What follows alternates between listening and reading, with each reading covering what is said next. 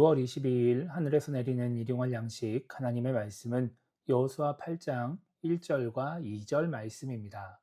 여호와께서 여호수아에게 이르시되 두려워하지 말라 놀라지 말라 군사를 다 거느리고 일어나 아이로 올라가라.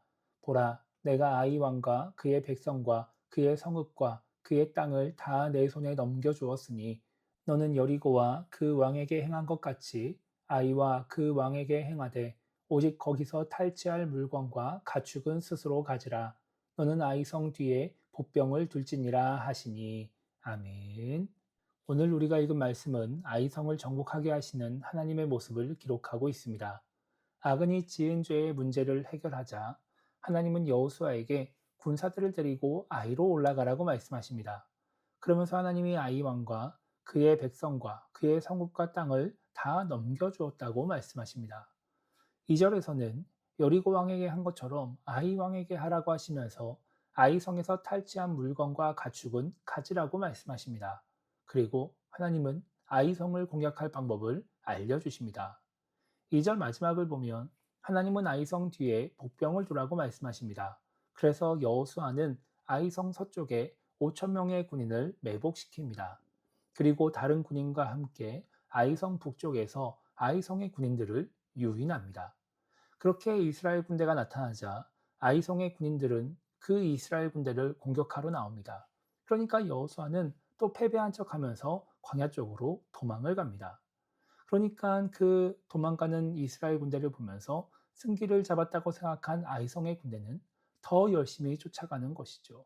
그리고 그 사이에 매복하던 군인이 아이성 안에 들어가게 되는 겁니다.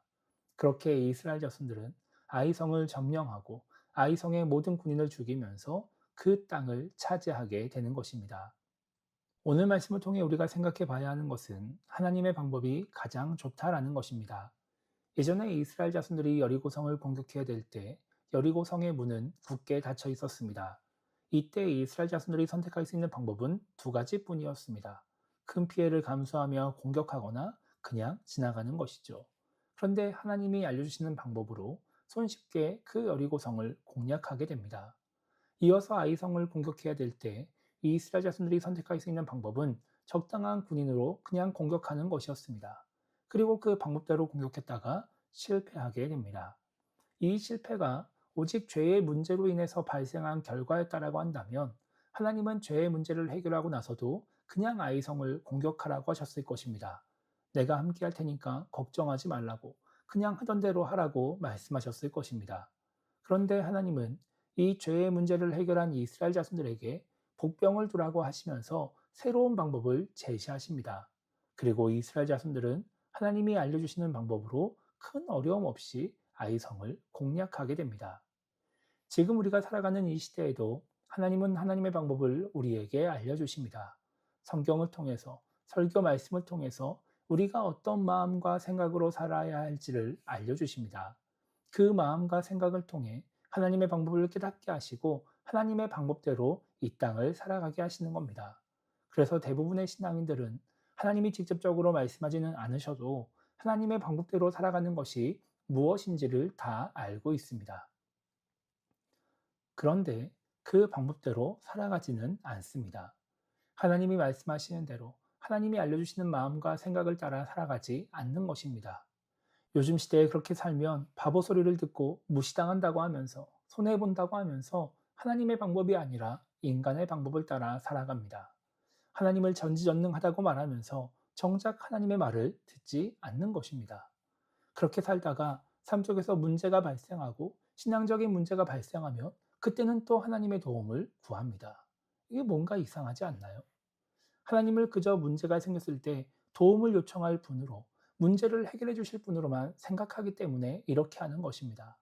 그 문제를 겪지 않도록 도와주실 분, 문제를 겪지 않을 방법을 알려주시는 분으로 생각하지 않기 때문인 것입니다. 성경은 계속해서 하나님의 방법이 인간의 방법보다 더 좋다고 말씀합니다. 그래서 제발 하나님의 말씀대로 살라고 하나님의 방법대로 이 땅을 살아가라고 말씀합니다. 그래야 우리가 행복하게 이 땅을 살아갈 수 있기 때문인 것입니다.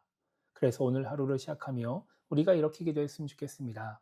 하나님의 말씀을 듣고도 하나님의 방법을 알고도 내 마음대로 살아가는 그런 신앙인이 되지 않게 달라고 기도했으면 좋겠고요. 하나님이 주시는 마음과 생각을 따라서 하나님의 방법대로 살아가는 그런 신앙인이 되게 달라고 기도하며 오늘 하루를 시작했으면 좋겠습니다. 그래서 삶 속에서 하나님의 은혜를 누리며 행복한 삶을 살아가는 우리 모두가 되기를 주님의 이름으로 축복합니다.